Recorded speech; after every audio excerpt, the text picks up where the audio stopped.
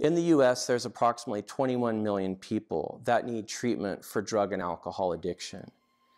Unfortunately, there's only around 3 million people that actually get that treatment.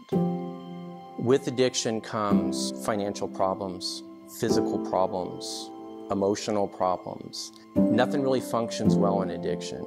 You can't function at your job. You can't function as a parent. You can't function as a brother, a sister, an uncle, a mother, a grandmother, a grandfather. Life as we know it and as it was intended to be doesn't work. We destroy ourselves and we destroy those around us. We're here to make sure that doesn't happen.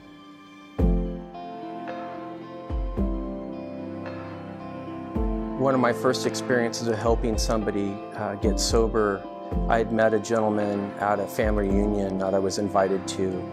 He was introduced as, okay, this is Chris, this guy's helping people get sober, and I was chatting with him. He said, yeah, I really want to get sober, so on and so forth. And I said, okay, but I can tell you're high right now, and I want you to stop using for 3 days. I want you to call me, and then when you call me, I'm going to come help you. So I met him, and where I picked him up from, he was living in a camper shell in a field. No running water, no electricity. And I'd met him one time, picked him up, threw his stuff in the car, brought him home, didn't tell my wife. We detoxed him off of meth. He burned holes in the carpet for about 2 to 4 weeks, running in circles, which is, all part of the process. And he's one of the miracles that really changed my life and brought some joy and excitement. Like, this is what I want to do the rest of my life, is to help people that nobody's willing to help. Within our county, there is only one licensed facility.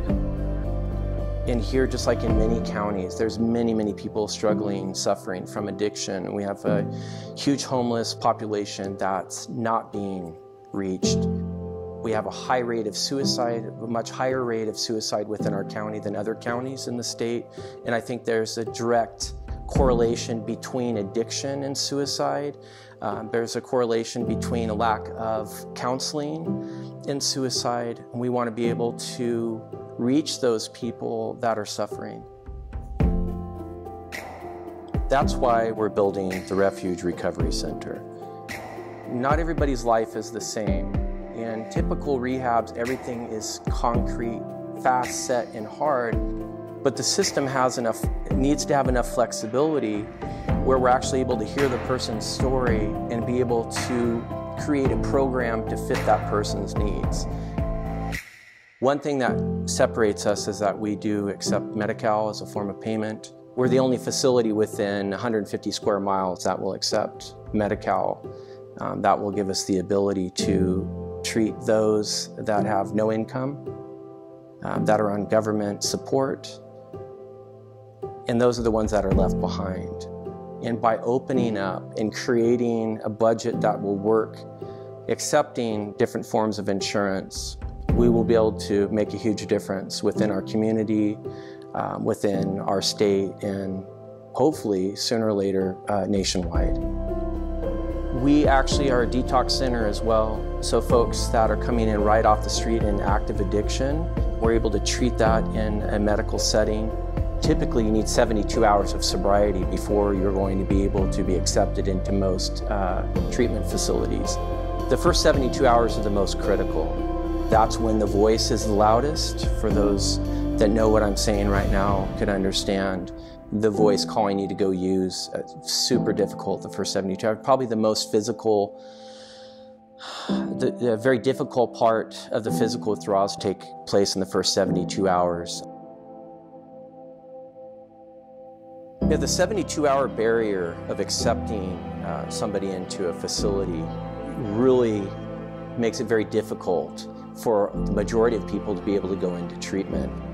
We're here for all people, whether the person is in active addiction, they shot up heroin within the last 6 hours of coming into treatment, they had their last drink when they were being dropped off at the facility. We're willing to treat that. The Refuge Recovery Center, I believe, is unique because the individuals that have come together.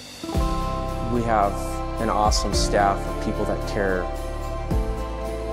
This takes a lot of people to make work.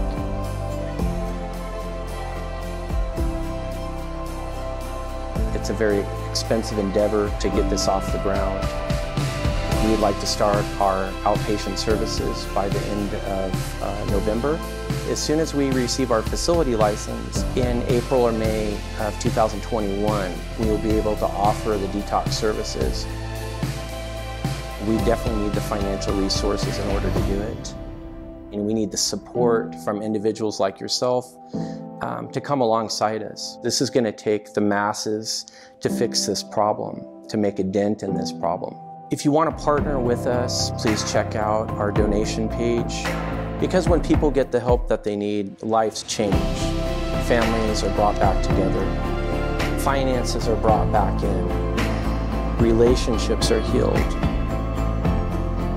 Life changes as we know it. But we need your help.